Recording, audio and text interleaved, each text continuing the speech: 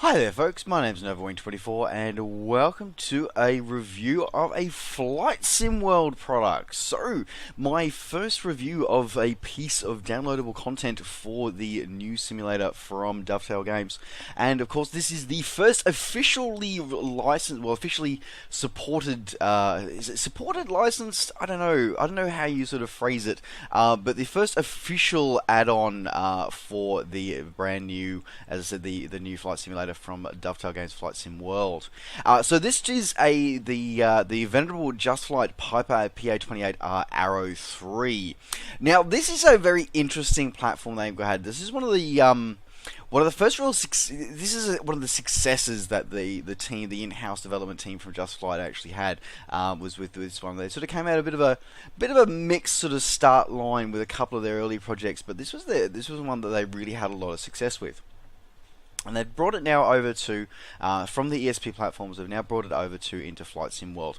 Now, obviously, you know, there's a few things have changed, a few things, they've embraced a lot of the new things that form part of the new simulator from Dovetail Games, which is always good to see. But as I said, it's interesting because this is the first add-on aircraft, or the first officially I think it's officially Dovetail Games sort of endorsed add-on for this one. So this one is available for purchase either through Steam, direct through Steam, or available from the Just Flight website, which actually just gives you a Steam DLC code, just FYI. But anyway, yeah, so as I said, it's very interesting, great sort of interesting look at this one. So we're going to be having a look at this one today, and going through it. We're going to be having a look, a bit of an explore, and as I usually do through my reviews, we'll be going, having a look at the aircraft here on the ground, and then we'll be heading out into the wild blue yonder and having a quick little test flight for this one. So, first thing to note is that, as I said, we are having a look at this one. Obviously, because we are in Flight Sim World, my camera options are a little bit more limited than I'm used to doing, which is a bit more challenging. But anyway, but again, we've got the sort of couple of things that we sort of see with the guys from Just Flight. So we've got a beautifully high definition model here. For rivet counters, you would be loving it as well. As there's a lot of great content and great detail has come in through this one as well. Now, you've noticed that we've got the chocks and we've got the tie-down straps are all engaged as well. So the great thing about this one is, like some of their other Just Flight releases, is that they are automatic. You don't have to have a separate pop-up window for that. They are automatic for just simply to turn up. And once you're, in this case, cold and dark, and we've got it set with the parking brake on, which gives us everything that we need to do. So yeah, it's pretty cool, pretty interesting. Now, there are a few additional animations that you get with this one as well. So you do get a luggage sort of space there as a second door. You get the main door and you get that one as well, and you get the oil cap at the front, and I think that's the only sort of other door animation I think we got. Yeah, no, we don't have any others. That was the only other one. So there you go. So again, stuff that we've seen before in the ESP version, they ported it straight over. Sort of brought it over into this one, which is always good. And but they have reworked the model to give us that better, higher definition textures.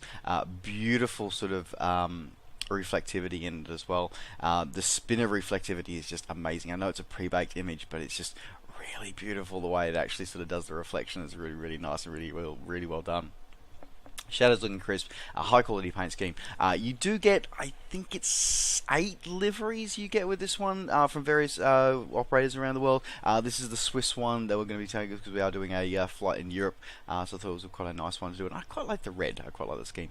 But again, all the color schemes are very high quality, very high detailed, and very high resolution textures for this one. So looking quite amazing and really good. So there we go. Yeah, that's pretty much all I have to say to that one. I do want to let's probably get a couple of things out of the way first. So the night lighting is not flash. I will not be showing it to you because it's not really there. And now that is not an issue to do with this DLC. That's an issue with the core sim. So the night lighting is still in progress, still a work in progress, still in development. So we haven't seen that one through there. So we can't really review what's not there in the core sim. Which just on a side note, I'm a little surprised it's taken this long. Like, you know, we're 6 months into release now, and we still don't have a fix for this, for an issue that they've known has been around since the flight school days. So anyway, Yeah, I think if there's one thing that Dovetail need to sort of pull their finger out and work on, I think it's the night lighting. But anyway, that's just my personal opinion. Anyway, so yeah, there is that one. In terms of pricing, it's cheaper than just slightly cheaper than its ESP platform brethren, but it is a locked platform one. It is only going to work with Flight Sim World, so just FYI for that one. And that is because they actually do change a lot of content. There's a lot of content that has changed. They've leveraged off some of the things that are innovative inside of Flight Sim World, such as the way the PBR is done. The way the cockpit lighting and gauges are done, because of the 64-bit simulator, of course, as well, and of course as well they also leverage off the cold and dark start feature that is built into the flight sim as well, which is always really cool. So yeah, that's pretty much about it. Now the one thing I will cover off though up here, so we've got this little arrow thingy up the top here. Now of course this is the standard one that comes with many justified aircraft. So you get a couple of options here. Essentially this is a quick ability for you to switch between of cold and dark and fully powered up, ready to taxi. You've also got the checklist here. Now this is a checklist. Now this is interesting for me. So I've got some experience with the Just Flight team, their in-house development team, and their checklists. One of the things which in a way also means that it makes sense that these guys brought one of their titles over into Flight Sim World, because they're used to dealing with interactive checklists. Interestingly enough, though, this one is not an interactive checklist. It simply just is. It just is the checklist. You can still sort of click it off manually, but it doesn't actually sort of click off as you actually do it, which I was a bit surprised at, because as I said, I've previously experienced the checklists that just the in-house Just Flight team do, and they've been able to link it to the flight model before, but this time they haven't. So I don't know whether that's simply because it's an FSW one, or whether it's because it's just they're not doing it anymore. I don't know, but anyway, that was interesting. Now it is a whole series of checklists that you do get with this one. You get your sort of engine start checklist, taxiing checklist, whole heap of stuff, brand checks, all the way through to and including various failures as well, so power off landings, things like fire in flight. So a lot of content is covered in the checklist here, which is really cool to see. So nice work on that one, guys.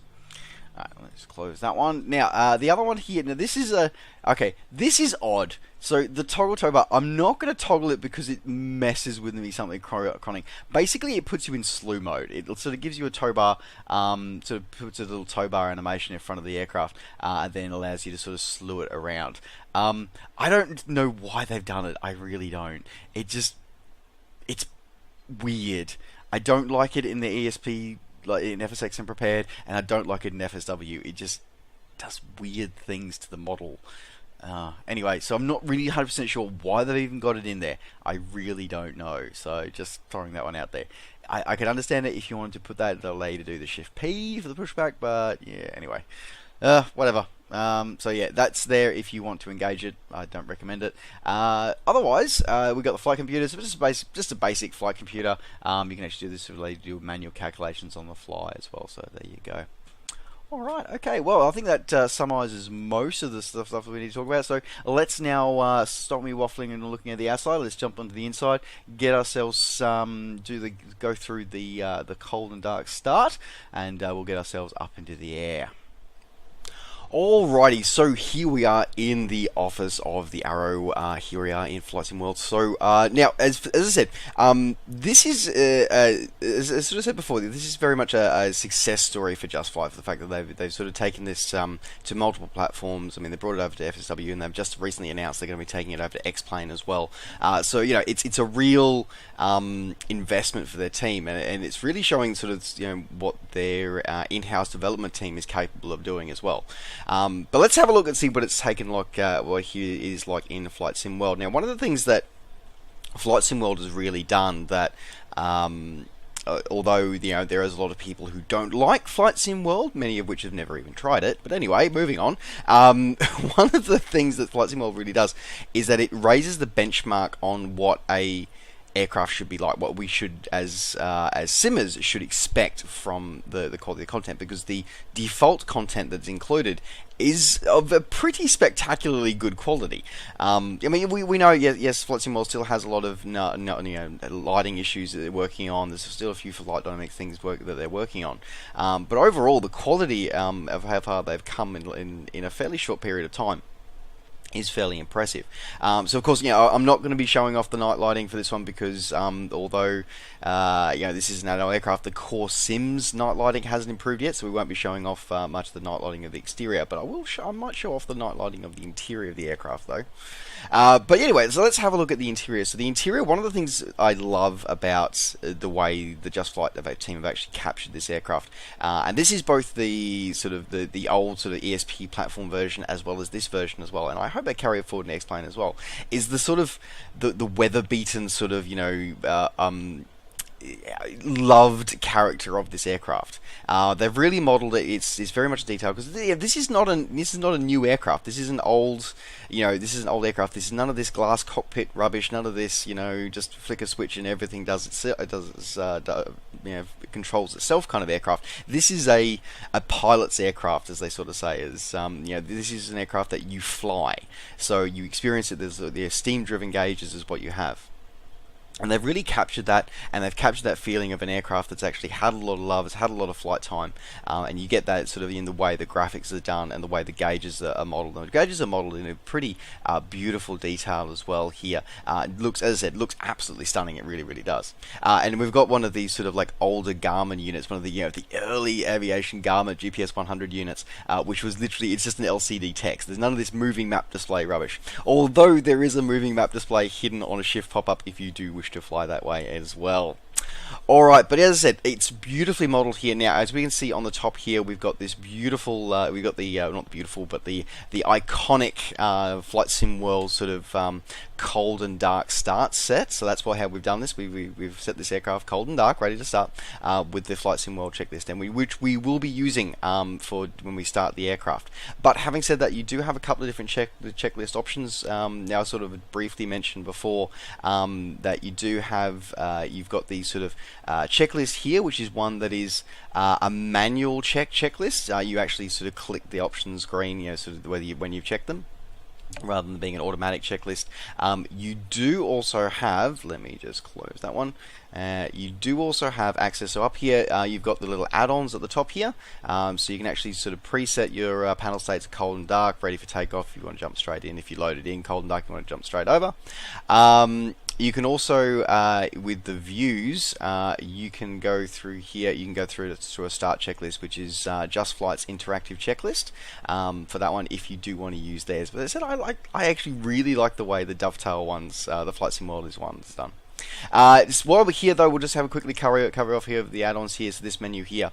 So this one allows you to do various the features, because again, one of the things I really like about what Just Flight have done with this aircraft and a couple of their other GA sort of aircraft releases, including the Piper Warrior 2 that I've looked at for Prepared and FSX, is the fact that they provide a nice balance between pilots who want to take their simming to the next level, as well as pilots who want to sort of who are still sort of wanting something a little bit, who want something accessible, that maybe gives them a step up from what they might be used to in the default FSX kind of aircraft, but they want to be able, but they don't want to be intimidated by going so far as to going to something like a full A2A or a PMDG aircraft. They want that introductory sort of next step up, and that's where I think that this product, along with other Just Flight products, it serves a really, really important place because of the fact that it does offer that sort of stepping stone. So on that, what it can do is that, for example, this aircraft doesn't have crossfeed in the fuel pump, so your fuel tanks are left and right, and you have to manually switch them while you're flying. And that is modelled by this aircraft. It will actually draw fuel from whichever fuel tank you've got selected, and won't auto balance it for you. You can, if you wish to do it, you can do the auto fuel selector here. You also have the option for fuel pump gyro sounds. You use a different sound set for that. You also have the option of engine management, so you can actually sort of turn the engine management on and off. By by default it is on, which essentially gives you that thing where if you mistreat the engine, it will reflect in the sim and in the aircraft. The engine will cut out on you, it will overheat, it will blow up. So you may have failures turned off, but it will remember how you treat the engine. So yeah, that's an important thing. Cockpit state saving, panel selector, blah blah blah. That kind of the panel selector is just this little thing up here. And the refill menu again is another thing that's nice and really cool as well. Complete with a really cool animation, which I don't believe I've seen in the FSX version. I believe it's only I've only seen it here in the Flight Sim World version. So this gives you the option to refuel the oil and fuel. So you can actually sort of do your oil and fuel checks. So it doesn't undo the fuel tanks, unfortunately. But anyway, but you can refill your oil, check oil quantity, recharge your battery if you flatten it, and refuel your fuel from in the sim. So this, as I said, this is what I'm talking about. It models the oil burn. It models the way you handle it, the aircraft and the engine. So as I said, the engine management forms part of this as well. So again, what I really like about this is the fact that you've got these easily accessible sort of things that you can do. You can turn them on and off if you don't want them, but if you are wanting to sort of move up and sort of learn the ropes a bit more, get a bit more in depth with your simulation, this is a great way for you to start doing that. So it's really cool. So as I said, you can check the oil quantity and it lets you know up here in the text up here. Just moving that text. Yep. Nope. Let's have a look. Let's do that again. There we go. So you got the little text box we got there. There we go. Done. And otherwise you can refill the fuel, refill the oilers there, and then close the menu, and then that closes the little thing there. See, that's cool. Like, again, it's little attention to detail parts that I really like, and I think this is really, really cool. Anyway, moving on. Alright, so there we go. That's pretty much the pre-flight stuff done. Now, as I said, we're going to go through, we're going to get this off the ground. As I said, we're here at one of the higher detailed airports, so we're Koblenz. So this is the airport you become a bit more familiar with as part of the flight school lessons and the flight lessons in Flight Sim World. Of course, this is where you do your multi-engine training with the Diamond DA42 that ships with the sim. So now we're going to be heading to a little local airport just a little bit north of here for our little trip today. All right. Now, without any further ado, let's get ourselves underway. So we are going to, as I said, we're going to hide that one, and we are going to open up the checklist. As I said, I like the checklist with this one and the way this does it. Now, for those who may not be familiar with the cold and dark checklist sort of options for Flight Sim Worlds, cold and dark was a big thing that they wanted to put forward for all of the aircraft, both default and make it available to third-party developers as well. There are two modes for this. So the first mode is the standard one, which defaults to, or you can do advanced mode. Basically, the default mode will actually move the camera, drag the camera to where you need to look. Advanced mode will actually sort of just, it will not do that, but it will allow you, so it allows you a bit more freedom and things like that. But as I said, advanced mode, non-advanced mode will actually control the camera and will actually tick through as you actually move these things as well. So let's do the non-advanced mode for now. So let's move the throttle forward a little bit, 5%. Alright, we've now got to get our battery. The only thing is that you then have to click on the next one once you've done it. Even though it's sort of ticked, it doesn't actually move on automatically, which is a bit annoying. But anyway, yeah, if you want a bit of a help, you can do this one as well. So we get battery master on. Okay, fuel selector left. There we go. As I said, you sort of click on to the next one. So it'd be nice. That's the only sort of drawback with it at the moment, is that you do need to actually sort of click through to the next one rather than to actually highlight it up there.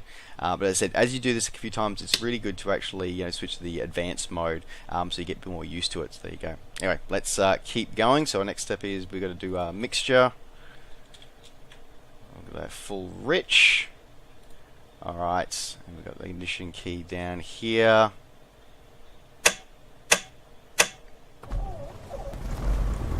And that's start. Throttle forward.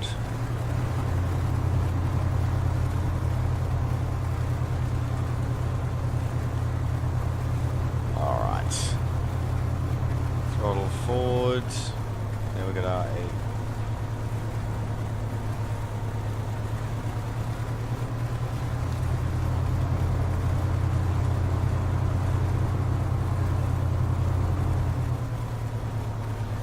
bring it back, there we go. And then we've got our next one is our electric fuel pump will be turned off.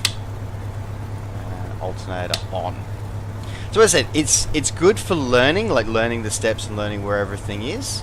So it's a great way to actually do that to get you through. So personally for me, I often pretty much will always do the advanced mode one because I know where the switches are now. But it's another good thing when you're sort of like first learning the aircraft as well, to actually get used to where things are and where switches are as well. Alright, okay, let's we're going to fire up our avionics as well, get our avionics on. We're going to have our lights as well, so we're going to get our nav lights on. We've got our landing lights on, but we'll have our beacons, anti-collision, our pitot heat on because we are in Europe. Turn our GPS on. There we go. We'll be able to shut our door now, so we'll bring that one in.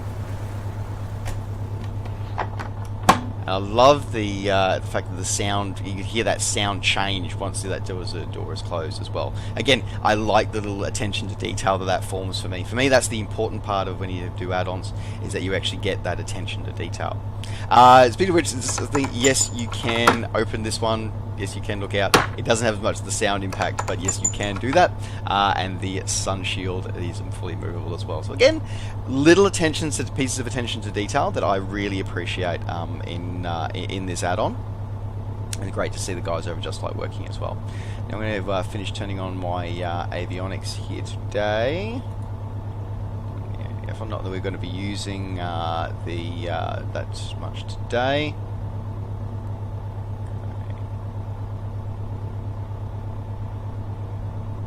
5700 today.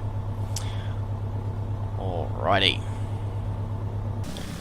So as you can see, we're all prepped and ready to go. We're going to taxi out, and we're going to do a sort of north departure from here. Head out to the north, and we'll do our circuit so we can have a look at the aircraft when she's cleaned up in the air. Alright, let's get underway. Alright, parking brakes off.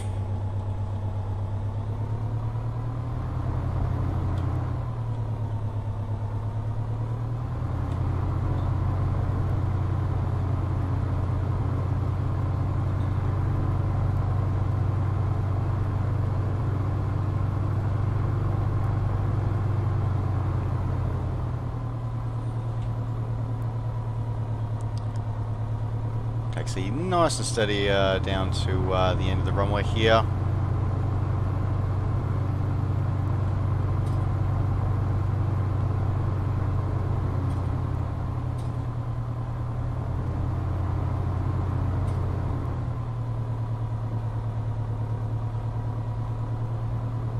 I must admit that actually I almost feel that the ground handling of this version rather than the ESP platform version actually seems to be a bit more solid.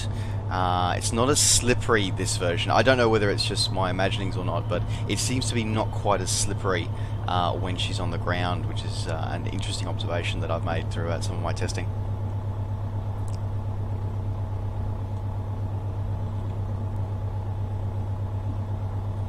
Now we're going to have to put our 1 notch of flaps in for our takeoff today.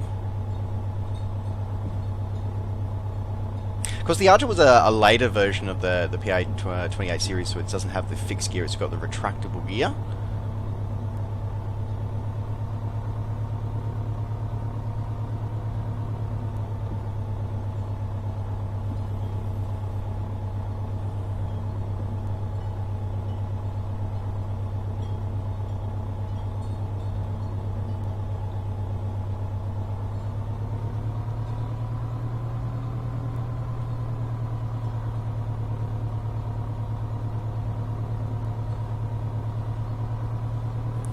Now the engine is fairly powerful for the airframe as well, so we'll have to see what the torque's like on takeoff. But let's do our pre-takeoff checklists. Okay, engine in the green, fuel tank left, lights on, avionics set, location. Let's do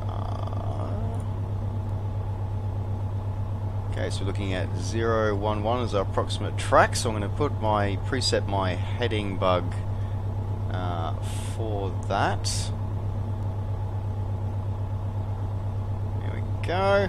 So as it's got a very basic autopilot, this one. It is something it's very basic. It does have a couple of cheats in, but we'll have a look at that once we get in the flight. All right, okay. I think we're ready for our departure. All right, brakes on. Ease throttle up. Brakes off.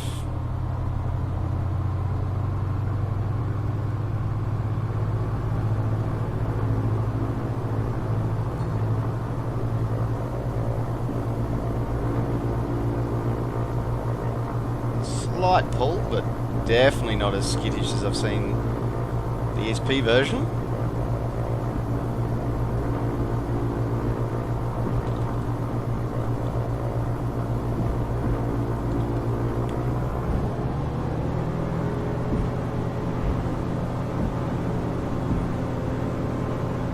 And rotate. Gear up.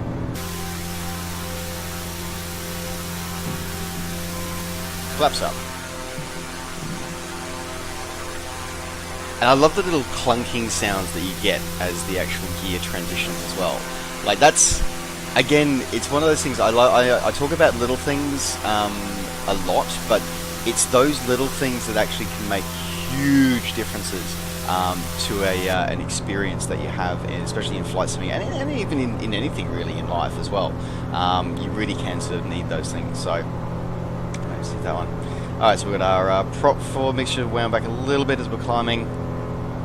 We're going to we're going to turn out onto our heading for our airfield.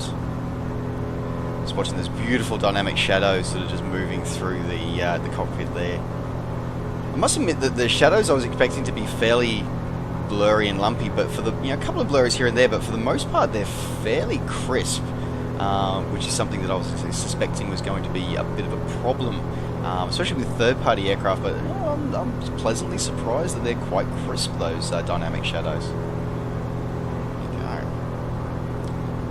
We're going to head on up. We're going to head on up to about 2,500 feet, and we'll settle into our cruise for the flight. Now, as I was saying before, we do have a fairly basic autopilot.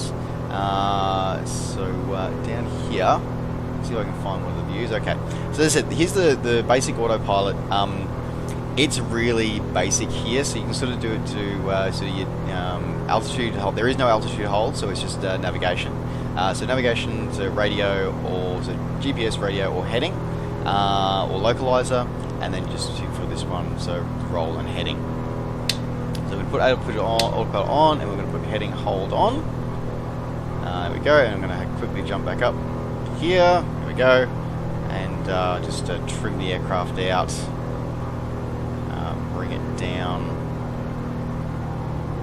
just about.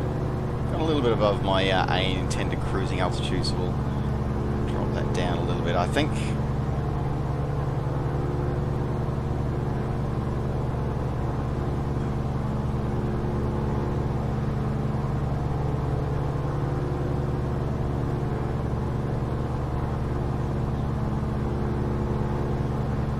There we go.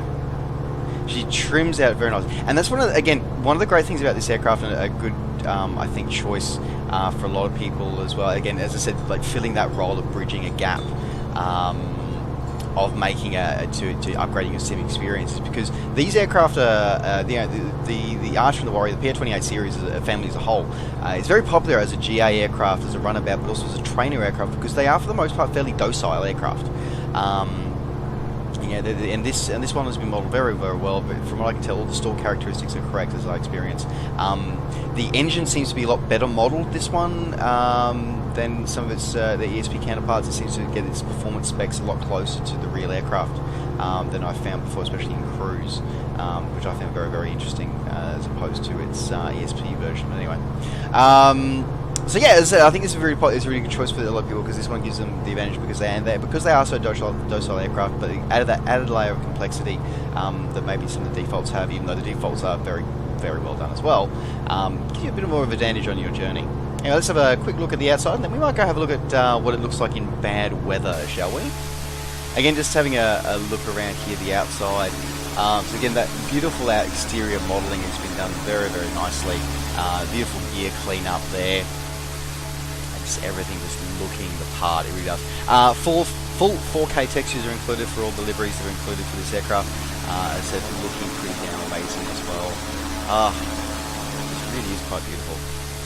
Alright, as we're cruising to our destination here, we might switch over to another flight, and we will have a look at what she looks like in the dark and the wet, and we'll also have a look at some of the other nifty little some of the liveries that are included with this aircraft as well. Alright, so as I said, we're going to have a quick look while I'm my other flight is cruising away. We're going to have a quick look at what the aircraft looks like in a wet and sort of darker scenarios. But before I do that, I was going to say, you do get a whole proverbial number of liveries with this one to go through this in all the various different schemes that are around. Personally, I really like the Swiss one. But you get various French, American, British, and random Australian one as well, all included. So in all various classics colour schemes that are available. So we're going to choose this one today. Now, with some of the other things, some of the features that have been implemented quite well, is like the payload as well. So for example, if you actually sort of set this one here, we'll actually see a person get added to this as well. So you'll actually see that and be added to the actual aircraft. So we'll see that in a moment once we've landed in. So yes, and we've got our fuels. You can adjust your fuels from here. You can do quick edits as well if you want to do that. Otherwise, this is where you sort of do your main customization. You just also, same thing, you can do your failures, arm those if you wish to do so, and that's pretty much about it. So we'll choose all that. Alright, let's jump into Love Field and take off and see what it's like in the wet and horrible weather. Alright, so here we are in a very windy, wet, disgusting weather here at Love Field. Now, I just want to point something out here. Watch the aeroplane for a moment. Now that's not camera angles here, that is the aircraft is being buffeted by the wind and actually moving. Now that is a really cool thing to see, like that's awesome. There's even sort of slight impact where the actual water's hitting the airframe, you sort of see it splashing briefly, like that's that effect, that's just cool! Like seriously, that's just awesome and amazing, I'm absolutely loving that. So I'm loving the detail that's gone into that, both from a sim perspective and an add-on aircraft perspective, so that's pretty cool. The other thing to notice is, as you saw, was with what I did before with the changing the weights and putting somebody in the passenger seat, we now have a passenger in our back seat there, so there you go. Alright, as I said, in terms of the lighting, sort of external lighting is still suffering more from the, like some of it looks good, but yes, I'm not showing it at night because the night lighting still hasn't been fixed in the core sims, the external night lighting. The internal lighting though is very, very nice, very well done. Not that you'll probably be able to see it much here, but you know, you do get this beautiful red glow from the internal light if you do use it. So we'll turn that one off. Actually, we should probably turn it on because it is fairly dark out there. So we'll do that. Alright, and as you can see, the raindrops falling beautifully on the windows there. Alright, let's get this aircraft challenged into the air in this weather. I don't know if it's fully certified for this weather, but I guess we're going to find out. Alrighty.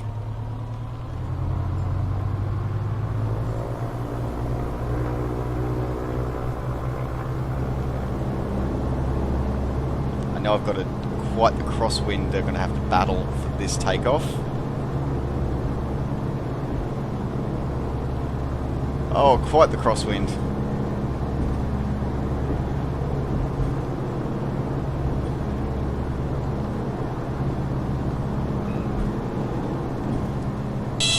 Whoa, oh yeah. Oh yeah, this is, yep, okay, yep. Okay, so, positives, modeled the aircraft's been modeled well, for that, the aerodynamics. Also, don't fly in this kind of weather conditions in Arrow 3, just saying. But yes, we can see that the effects on the windshield have definitely been modeled very, very, very nicely. So we've got the water droplets moving through there, and the aerodynamics of the buffeting is actually done quite well as well. And that, yeah, they're really horrible conditions, aren't they? All right.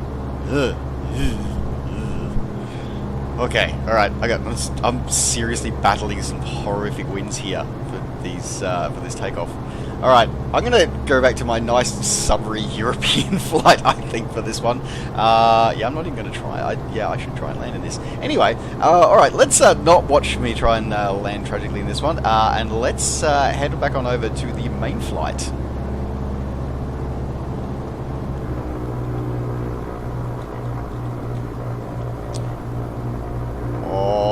Alrighty, so here we are. We're just about to turn onto our, doing crosswind, just about to turn onto our downwind leg for our approach into landing here. We come in on 07.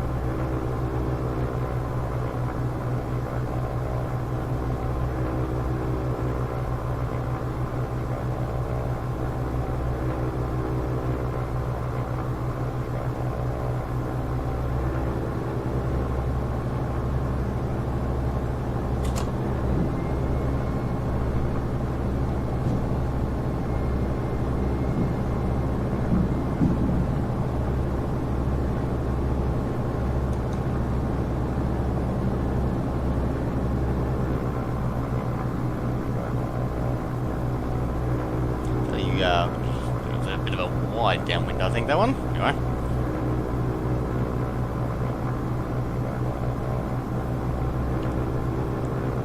The old True Sky colours coming through over there through the distance in some of the cloud.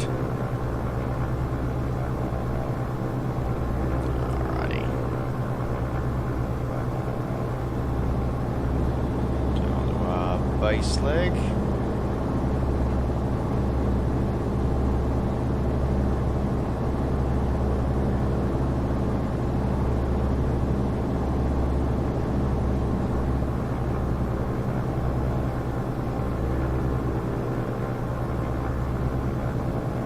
Nice tight coordinated turn.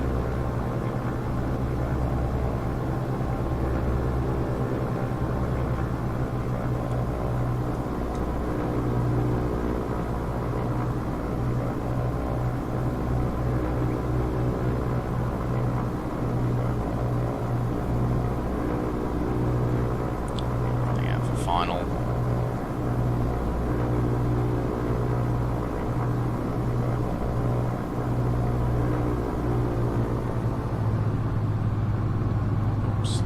Shoot there.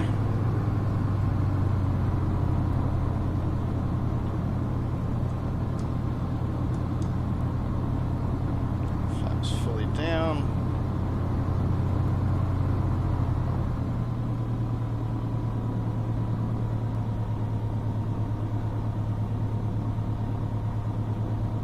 We're going to watch the high trees on approach.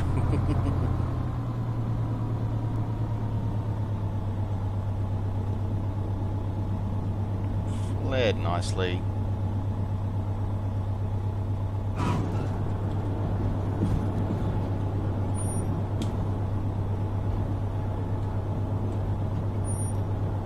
Bit of bias on the brakes there.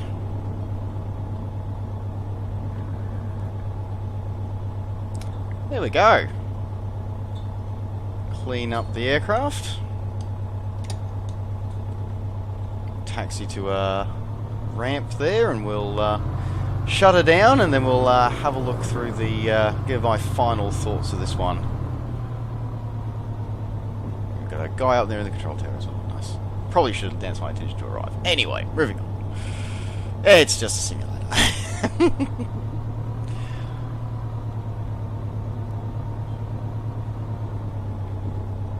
Okay.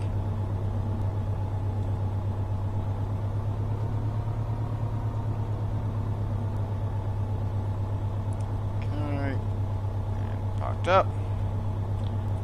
Alrighty. Park brake on. Okay, so let's we'll bring up the checklist, shall we? So checklists and shutdown checklist. Okay, so flaps retracted. This gives me a chance to show off the clicking one. So flaps retracted, fuel pump off.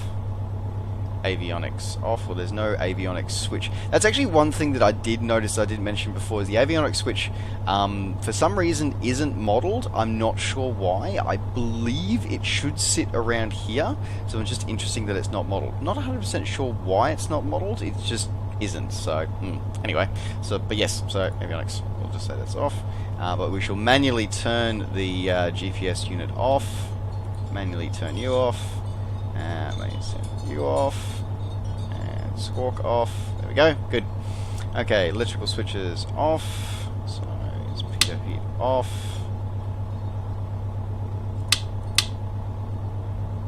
all those lights off, cool.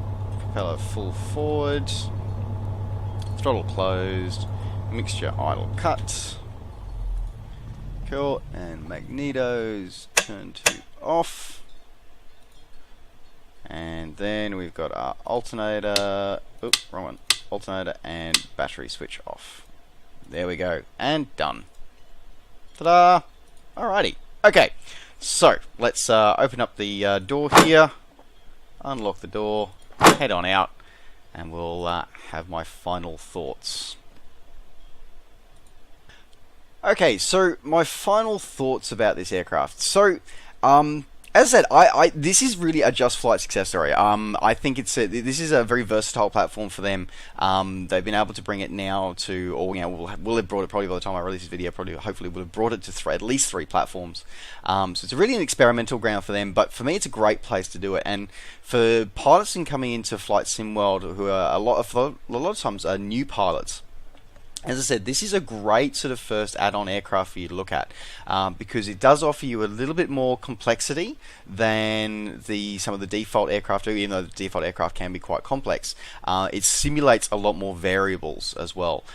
So this is a really great way for me, and for me this is almost as much a positive sign for the sim as it is for the add-on aircraft. The fact that we have developers that are willing to actually spend the time and resources actually developing for a platform that's still in early access for us, as well as being able to look at actually developing and moving into spaces and modeling things that default aircraft don't do. It's also great to see that the Just Flight guys have taken full advantage of the extra features offered by Flight Sim World, and taking advantage of those, including the dynamic shadowing, the dynamic lighting, which I suppose is also prepared as well. But things like that interactive startup checklist. So although Just Flight have sort of had their own for a while, it's great to see them taking on board and using the commonality of the Dovetail one as well. Which again, I really like the way Dovetail have implemented theirs. I think it's done well. So overall, what do I think? I think this is a really great add-on to get. It's a really great way for you to get onto this one. It shares a lot of commonality with the ones for the ESP platform. So if you've already got this one for FSX and Prepared, you may or may not want to get it for Flight Sim World. It's up to you. But for those of you who are primarily using Flight Sim World, then I would suggest that you definitely pick this one up. And even if you sort of not, I think you'd look at picking it up yourself. Probably the one thing I would say is to do with the price. I think perhaps the price is a little steep. Especially for those who might already have it for FSX and Prepared. I think perhaps it would be a good thing for the community to offer a discount for those who already have it on both platforms. But it's completely up to you. It's up to Just Flight for that one. But as I said, the quality of the work is amazing, and there are little features in here that aren't in the FSX and ESP ones as well, which is kind of cool. So overall, I think it's a really good quality add-on. Again, I know a lot of people will sort of keep saying they want jets and stuff like that for Flight Sim World, but again, guys, just remember that fast jet pilots still start out in aircraft like this. Just don't forget that. Don't forget that. The way that Just Flight have implemented a lot of the new features of Flight Sim World, such as the dynamic loading of passengers and cargo and animations, is really, really impressive. So they've taken full advantage of the kit and the things that are available to them on this one, which is a great sign to see. So I think a lot of developers have got a lot of things to learn from that, and a lot of users and virtual pilots have got a lot to learn from this. So there you go. Alright, so as we round out this review, I want to say thank you very much to the wonderful guys over at Just Flight for providing me with the review copy of this aircraft, and to remind you guys to let you know that if you do want to pick this one up, a copy of this one up for yourself, this one is available either direct from Steam via the Steam store, or you can pick it up direct from the Just Flight website, justflight.com. gmail.com. Alright, thank you very much for tuning in, guys. This has been my review on the Just Flight Piper Arrow for Flight Sim World. Don't forget, as always, to like the video and subscribe to the channel if you're enjoying these videos and want to see more. And of course, as always, you can catch up with me and all the things I'm up to between videos by finding me on Facebook and on Twitter. Just search NovaWing24. Alright, folks, thanks very much for watching. Take care, safe skies to all, and we'll see you next time. Bye for now.